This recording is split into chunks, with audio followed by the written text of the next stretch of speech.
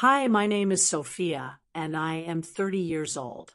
And this is the story of how I learned English in the United States. 3 years ago, I moved to the United States with my husband. We came here to start a better life, but I didn't know any English. Today, I want to share the story of how I learned the language and found my independence. At first, everything felt overwhelming. Moving to a new country was exciting, but it was also scary. I couldn't understand what people were saying, and I felt like a child learning to speak for the first time. Even simple things like buying groceries became huge challenges. This is a story about struggles, growth, and small victories. It wasn't easy, but every step was worth it. I hope my journey inspires others to keep learning and never give up. When we landed in the US, I felt like I was in a completely different world. The airport was full of signs and announcements in English. I tried to read the signs, but I didn't understand most of the words. My husband had to guide me everywhere. Later, we went to a store to buy some essentials. The cashier asked, "Do you need a bag?" But I didn't know what she meant. My husband answered for me, but I felt embarrassed. I realized I couldn't even do something as simple as shopping without his help. At home, we unpacked and tried to settle in. I looked around our small apartment and thought about our new beginning. While I was excited, I also felt lost. How would I ever learn to live here if I couldn't speak the language? That night, I couldn't sleep. My mind was full of worries.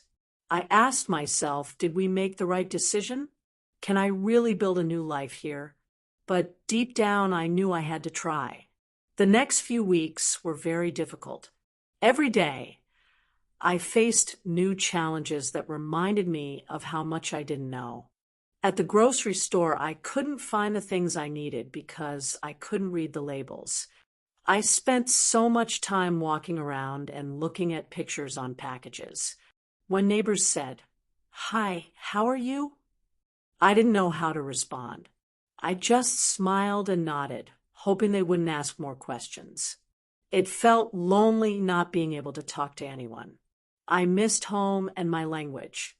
One day, I needed to make a phone call to schedule an appointment. I tried to rehearse what to say, but when the person answered, I froze. I couldn't find the right words, so I just hung up. It was a small thing, but it made me feel hopeless. Even at home, things weren't easy. Watching TV or reading instructions was almost impossible. I felt like an outsider in my own life, but I knew I couldn't live like this forever. During those first months, I depended on my husband for everything.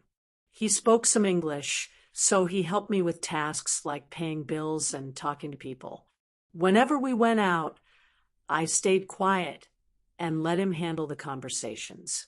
At first, I thought it was okay, but as time passed, I started to feel frustrated. I didn't want to depend on him for every little thing. I wanted to be able to do things on my own, but I didn't know where to start.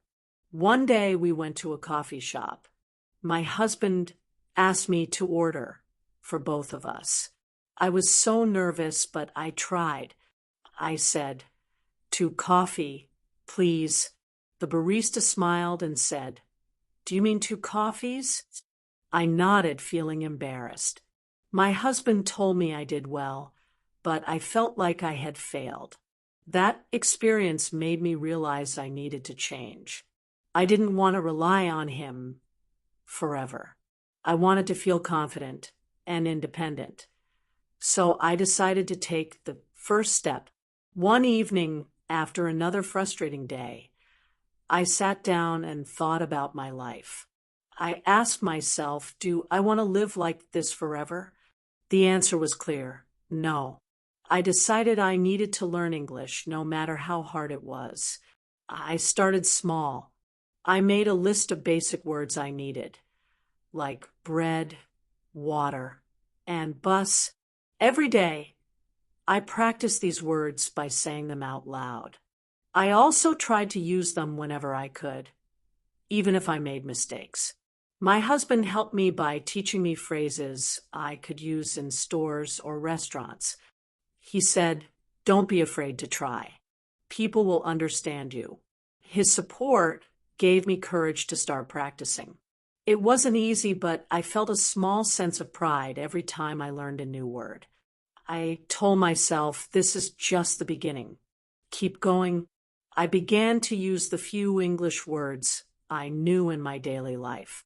At the grocery store, I practiced asking, "Where is the milk?" Sometimes I didn't understand the answer, but I kept trying. Each small interaction made me feel a little braver. I also started watching children's shows on TV. They were simple and used basic vocabulary. I repeated words and phrases I heard, like hello, thank you, and I want. It was a fun way to learn. At home, I made flashcards with common words and phrases. I practiced them every night before bed. My husband quizzed me, and we laughed whenever I made funny mistakes. These small steps gave me hope. I could see that I was improving, even if it was slow. For the first time, I felt like I was moving forward. As I became more confident, I started paying attention to how people spoke. In stores, I listened to other customers. On the bus, I watched how people asked for their stops. Every interaction was a chance to learn. One day, I heard someone say, "Can I get a receipt?" I didn't know what receipt meant, so I asked my husband. He explained it to me, and I never forgot. I realized that learning English was about being curious and asking questions. I also began copying how people spoke. If someone said, "Have a nice day," I repeated it in my mind and practiced saying it later. I wanted to sound more natural when I spoke. Listening and observing helped me understand, not just words, but also how to use them. It was like putting pieces of a puzzle together. At home, I created a routine to practice English every day. I used apps like Duolingo to learn new words and grammar. The app made learning feel like a game, which kept me motivated. I also started keeping a journal in English. At first, I wrote simple sentences like, "Today is sunny," or "I ate bread." Over time, my sentences became longer and more detailed. Writing helped me organize my thoughts. My husband and I practiced conversations together. He pretended to be a cashier or a waiter, and I practiced ordering food or asking for help. These role plays made me feel more prepared for real-life situations. Every day, I felt more confident. I knew I still had a lot to learn, but I was proud of how far I had come. One day, I went to the store alone and asked for help finding something. I said, "Where can I find eggs?" The employee answered, and I understood. It was a small victory, but it felt amazing. Another time, I ordered food at a restaurant without my husband's help. I said, "I want a chicken sandwich and a coffee, please." The waiter understood me, and I felt so proud. I was finally starting to feel independent. These small moments gave me the motivation to keep going. I realized that every mistake I made and every word I learned brought me closer to my goal. Looking back, I saw how much I had improved. The things that once felt impossible were now part of my daily life. Now, 3 years later, I can say that I speak English. I'm not perfect, but I can communicate with confidence. I go to stores, talk to neighbors, and handle daily tasks without fear. Learning English changed my life. It gave me independence and opened doors to new opportunities. I feel proud of what I've achieved and grateful for the support of my husband.